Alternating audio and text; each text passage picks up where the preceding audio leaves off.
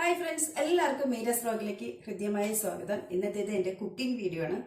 Cooking special എന്ന് പറഞ്ഞാൽ ഇന്ന് പുട്ടുണ്ടാക്കുന്നതാണ്. രാവിലെ പുട്ടും പഴവും. എനിക്ക് പുട്ടാണ്, പുട്ടിൻ്റെ കൂടെ പഴം കൂട്ടി കഴിക്കുന്നതാണ് ഇഷ്ടം. അപ്പം ഇങ്ങനെ തുമ്പൊക്കെ ഒന്ന് എടുത്ത് കുത്തട്ടെ, അപ്പോഴേ നമുക്ക് ഇവിടെ നിൽക്കുമ്പോൾ സെറ്റ് ആവുള്ളൂ, കറക്റ്റ് ആവുള്ളൂ. എന്ത് പുട്ടാണ് കാണുന്നുണ്ടോ? വീറ്റ് പുട്ടുപൊടിയാണ്. പുട്ടും പഴവും കോമ്പിനേഷൻ എനിക്കും അങ്ങനെ തന്നെയാണ് ഇഷ്ടം. കടല ചട്നി കൂട്ടി കഴിക്കാതിനേക്കാൾ എനിക്ക് പഴം കൂട്ടി പിടുത്തമൊക്കെ അങ്ങനെ പിടിക്കുന്നതാണ് ഇഷ്ടം. അപ്പോൾ ഞാൻ എന്താണ്, ഒരു കപ്പ് പുട്ടുപൊടിയിൽ ഒരു കപ്പ് വെള്ളം ആവശ്യത്തിന് ഉപ്പിട്ടിട്ട് ഒഴിച്ചു വെച്ചിരിക്കണം. അന്ന് സെറ്റാകട്ടെ. അപ്പോൾ ഇന്നത്തെ പുട്ട് ഉണ്ടാക്കുന്നത്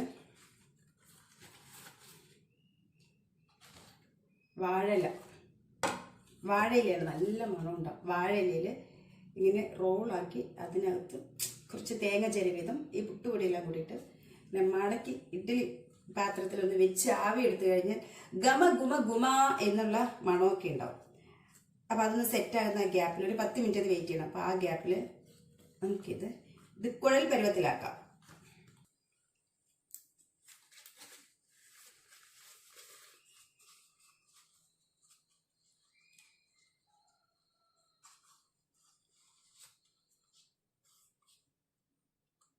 അതിനുവേണ്ടി ഇതുണ്ടോ, തെങ്ങിൽ പുതിയത് എടുത്തിട്ട് വന്നതാണ്, പൊട്ടിച്ചിട്ട് വന്നതാണ്.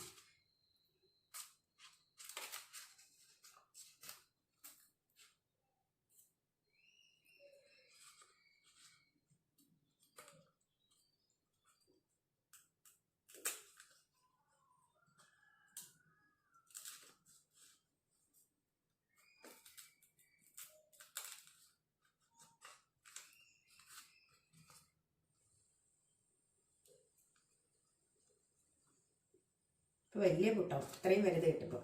അങ്ങനെ ഞാൻ ഇത്രയും ഇലകൾ ഒന്ന് സെറ്റ് ചെയ്ത് വെക്കട്ടെ.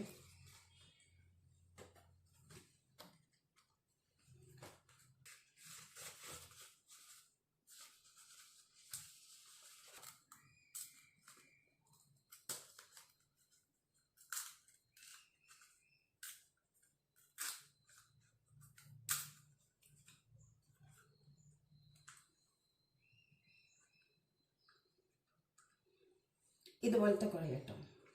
സംഗതി ഇല ഇത്രയേ ഉള്ളെങ്കിലും ഈ കുഴലാക്കി വരുമ്പോൾ സംഭവം ഉണ്ട് കേട്ടോ.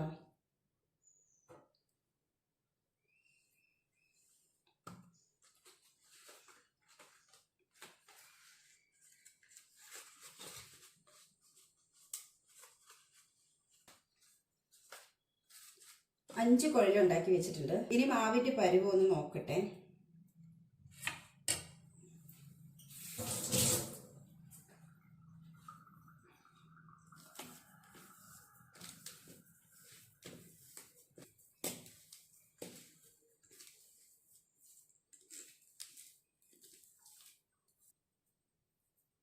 ഇതിപ്പോൾ നന്നായി കുതിർന്ന് സെറ്റായിട്ട് വന്നിട്ടുണ്ട്.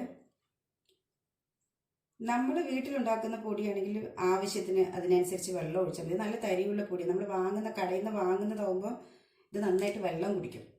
അതുകൊണ്ടാണ് ഞാൻ ഒരു കപ്പ് വെള്ളം, ഒരു കപ്പ് പുട്ടുപൊടിക്ക് ഒരു കപ്പ് വെള്ളമൊക്കെ ഒഴിച്ചു കൊടുത്തത്. ഇപ്പോഴും കുറച്ച് സോഫ്റ്റായിരുന്നു, കുറച്ചുകൂടെ ഒട്ടുന്ന പോലെ. ഞാൻ ലേശം കൂടെ ഒരു 2 സ്പൂൺ കൂടെ പുട്ടുപൊടി കൂടി ഞാൻ ചേർത്തിട്ടുണ്ട്. അപ്പോഴാണ് ഈ പരുവത്തിൽ വന്നത്. അപ്പോൾ എല്ലാം സെറ്റായിട്ടുണ്ട്. ഇതാണ് ഇഡ്ഡലി പാത്രത്തിലെ ഈ തട്ടിൽ കണ്ണുള്ളത്. ഈ കണ്ണുള്ളതിലാണ് വയ്ക്കുന്നത്. അപ്പോൾ ഇനി നമുക്കിത് ഓരോന്ന് വെക്കാം. പലതും പല സൈസിലാണ്, അത് കുഴപ്പമില്ല, അതിൽ അങ്ങനെയാണല്ലോ. ഇതൊന്ന് വെക്കുന്നു.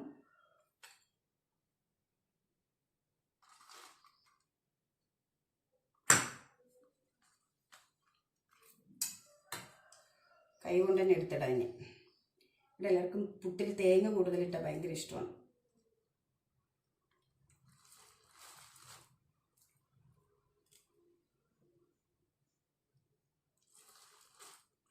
എൻ്റെ കൈ ഹോട്ട കൈ പോലെയുണ്ട്, എല്ലാം പുറത്ത് വരുന്നുണ്ട്.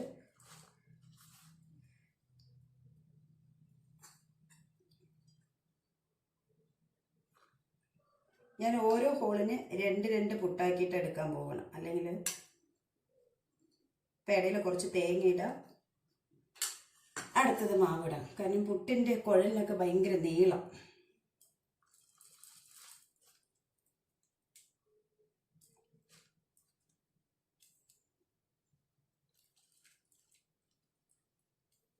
സ്പൂണായിരുന്നു വേണ്ടിയത്, സ്പൂൺ ഇട്ടെടുക്കണം.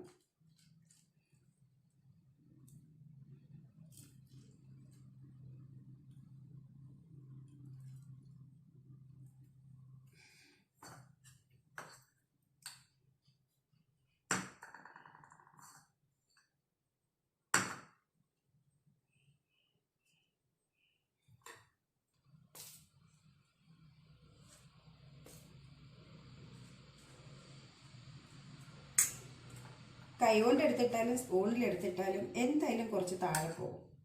അതിനി പറഞ്ഞിട്ട് കാര്യമില്ല.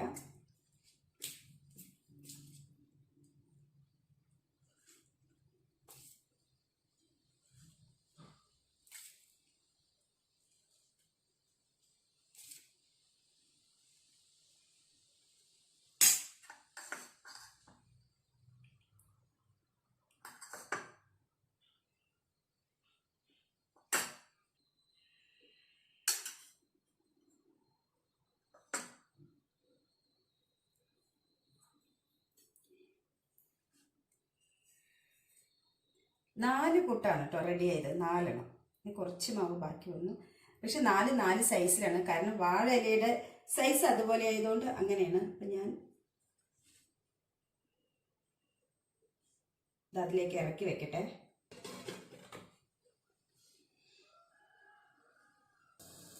അങ്ങനെ പുട്ട് റെഡിയാവുന്നു, ആവി വന്നു. നോക്കട്ടെ.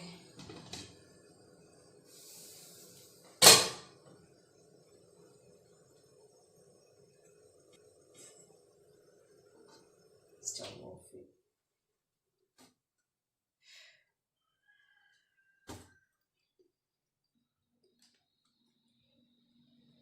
രണ്ടെണ്ണം ചെറുതായിട്ട് വരും.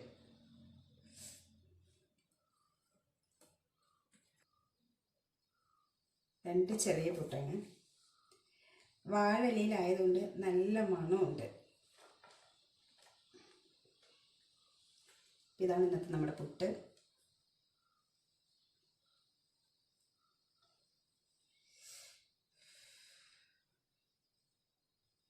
ഇപ്പം ചിരട്ടപ്പുട്ട് അല്ലെങ്കിൽ നമ്മൾ ഈ കുഴലിൽ ഉണ്ടാക്കുന്ന പുട്ടില്ല, എത്ര സ്നേഹം ഉണ്ടായാലും പിന്നിൽ നിന്ന് കുത്തുന്നു എന്നൊക്കെ പറയില്ല, നമ്മളിങ്ങനെ തമാശ പറയുന്ന പോലെ.